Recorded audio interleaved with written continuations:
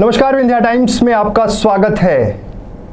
जिनके कंधों पर जिले की कमान है, तमाम व्यवस्थाओं को देखते हैं और कोशिश रहती है कि आम जन को राहत मिल सके, हमारा जिला सुरक्षित रह सके। हमारे साथ पुलिस अधीक्षक नवनीत भसीन सर हैं। सर, पहले तो बहुत बहुत स्वागत है विंध्या टाइम्स के स्टूडियो में। Thank you very much. Sir, सबसे पहले हम आते हैं कानून व्यवस्था को लेकर। एक बड़ा सवाल है कि ग्रामीण क्षेत्र में कई बार ऐसा देखा जाता है कि क्राइम का रेशियो बढ़ा, एक्टिविटी बहुत बढ़ी, पुलिस लगातार एक्शन करती है, लेकिन नेक्सस जिसको तोड़ने की बात होती है, क्राइम का नेक्सस अगर कहा जाए, वो कई बार ऐसा लगता है कि उतने स्तर पर नहीं टूट पा रहा। क्या बल कम होने का भी एक इसके पीछे रीज़न है, या फिर क्यों ग्रामीण क्षेत्र में अपराध तेज़ी से बढ़े हैं पिछले कुछ टाइम में? कार्रवाइयाँ भी बहुत तेज़ी से हुई हैं, लेकिन ये रेशियो बढ़ा है। जैसा कि आप जानते भी हैं कि बॉर्डरिंग डिस्ट्रिक्ट होने के कारण रीवा में नशे को लेकर काफ़ी समस्याएं हैं, और उसको देखकर उत्तर प्रदेश से आने वाली जो कोरेक्स की बड़ी खेप है, पिछले लगभग 1-1.5 महीने में हम लोगों ने कुछ बड़े लग्जरी वाहनों में कोरेक्स पकड़ी है, चाहे वो इनोवा हो, फॉर्चूनर हो, होंडा सिटी हो। तो उससे जो उनका नेक्सस था बड़े आराम से निकल के आने का, उस पर चोट लगी है। अभी सिंगरौली में 15 दिन पहले लगभग कोरेक्स पकड़ी गई।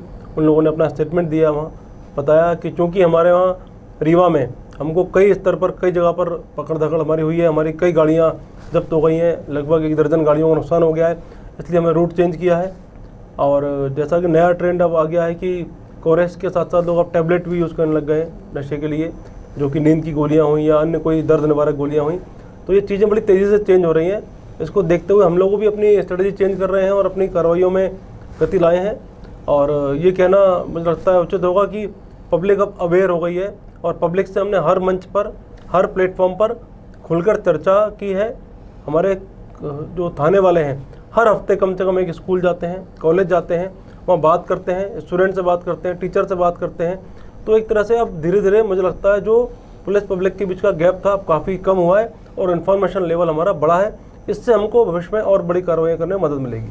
सर, ये जो नेक्सस है, मैं जितना समझ पा रहा हूँ, उत्तर प्रदेश से मध्य प्रदेश में लाके खपाना, उत्तर प्रदेश की सीमाओं से रीवा और विंध्य तक पहुंचाना, दूसरे राज्य के पुलिस से कितना कोऑर्डिनेशन हो पा रहा? क्योंकि तो चीजें बाहर से रही है ना, रीवा में तो जनरेट नहीं हो रही है, विंध्य में जनरेट नहीं हो रही, वो रास्ते बदल रहे हैं। अब आपने बताया कि नेक्सस तोड़ने में फिर से एक कामयाबी, कार्रवाई बहुत हुई है लगातार। ये सुनने में आता है, देखने में आता है कि पुलिस यहाँ पर खेप पकड़ रही है, तमाम चीजें कर रही हैं, पर ये पॉइंट्स बदल रहे हैं।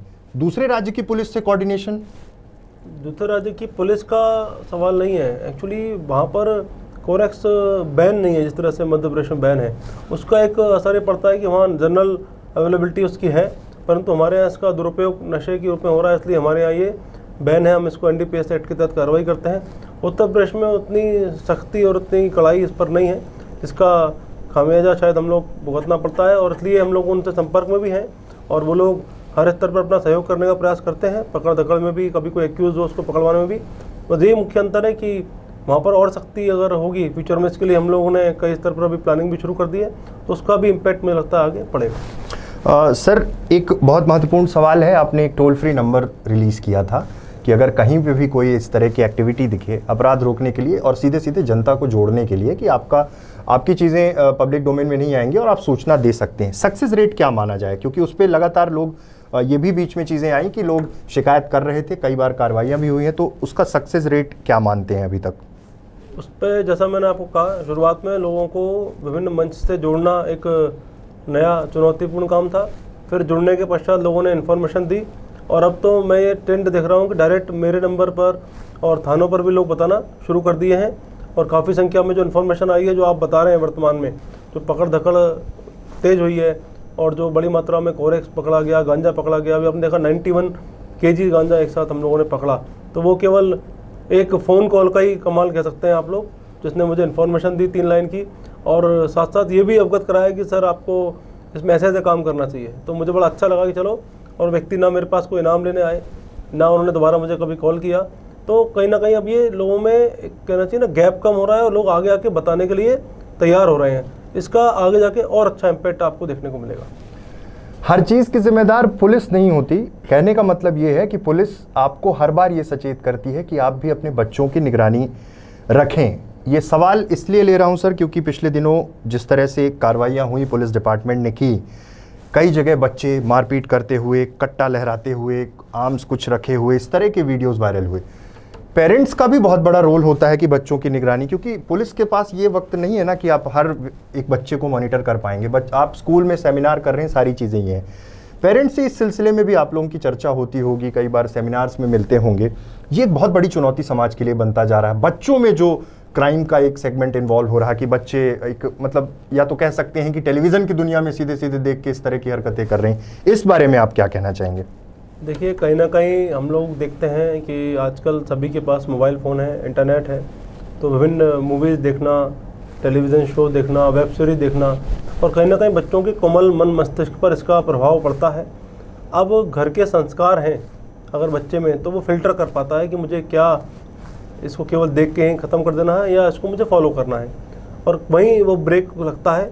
अगर संस्कार उसके हैं मजबूत तो वो रुक जाता है, अन्यथा वो कहीं ना कहीं छोटी मोटी कोई भी लाभ के लिए या छोटे मोटे चमक के लिए इसमें आकर्षित हो जाता है। इसमें ऐड होता है सोशल मीडिया। जब वो देखता है कि सोशल मीडिया पर उसके पड़ोस का, मोहल्ले का लड़का कोई ऐसी एक्टिविटी कर रहा है जो उसको लगता है कि हीरोइज्म का प्रतीक है। अभी चूंकि वो असली हीरोइज्म जानता नहीं है कि असली हीरोइज्म समाज में किस बात को कहते हैं, तब वो उनकी ओर आकर्षित होता है, उसका भटकाव होता है। ऐसे समय बहुत महत्वपूर्ण रोल पेरेंट्स का और टीचर का हो जाता है।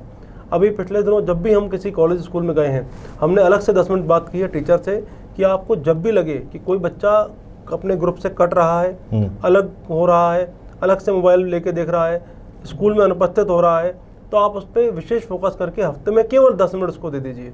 हो सकता है वो किसी कारण से नशे की गिरफ्त में आ गया हो, उसके चलते उससे कोई घटना हो गई हो, उसके चलते उसने लोन ऐप से लोन ले लिया हो, और अब वो एक कहना चाहिए ना VCS सर्किल में फंस चुका हो।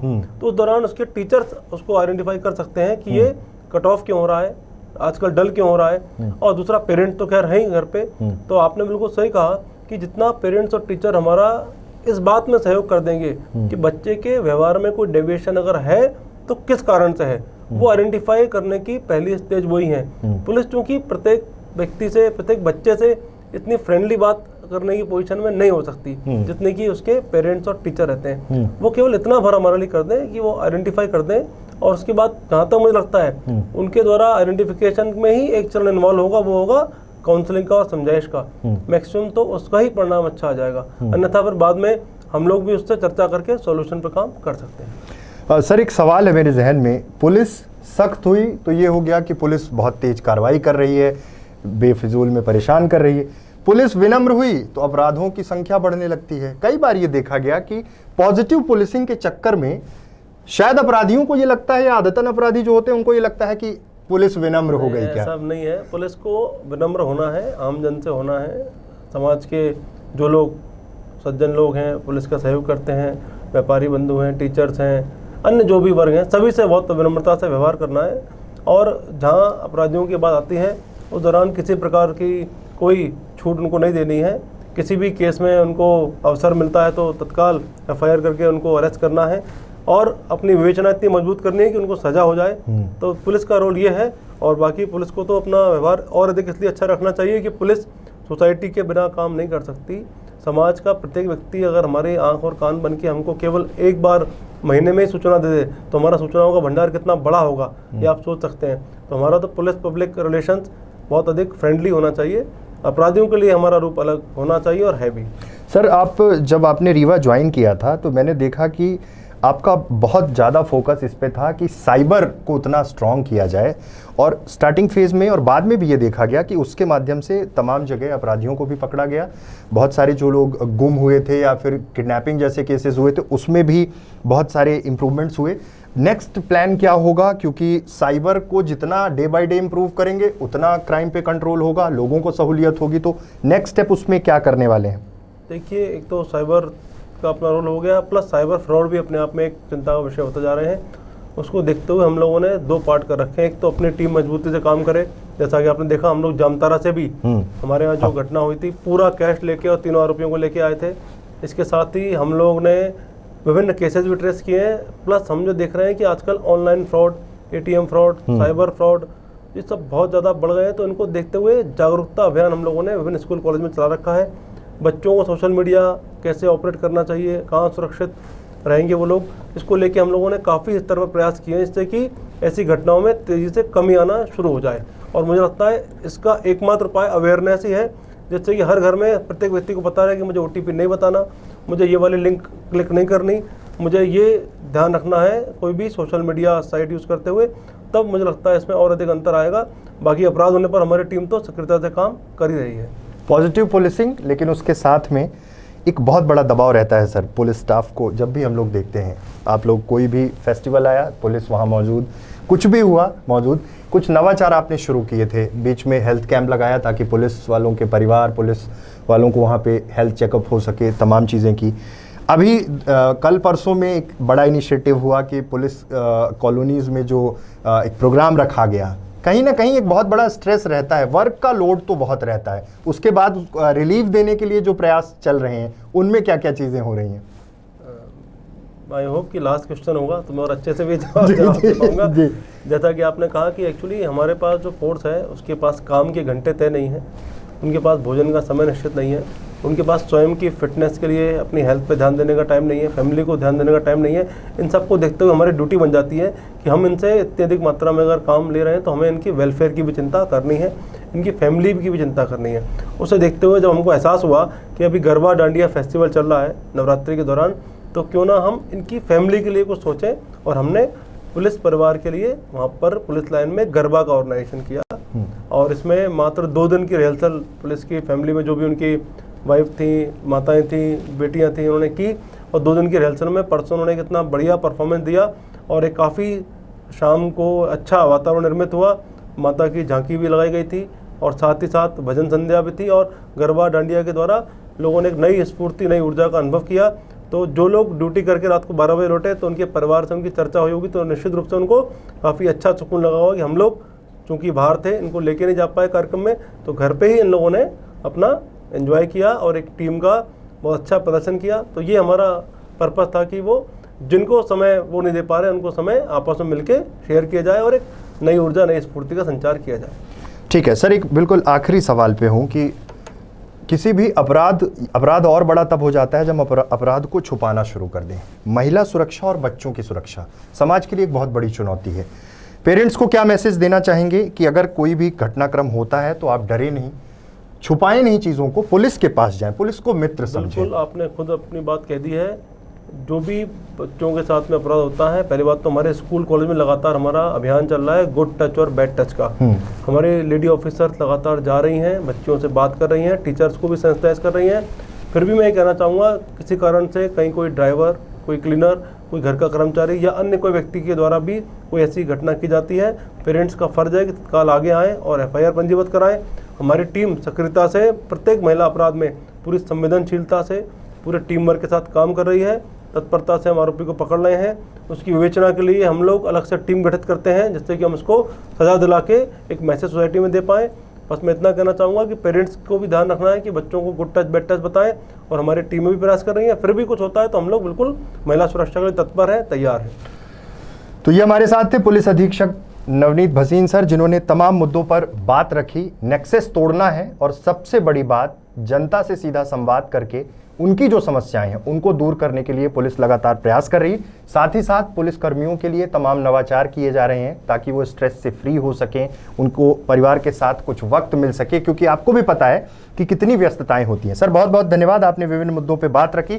समय समय पर हम सर को बुलाते रहेंगे, तमाम मुद्दों पर आपको रूबरू कराते रहेंगे। बहुत बहुत धन्यवाद। Thank you.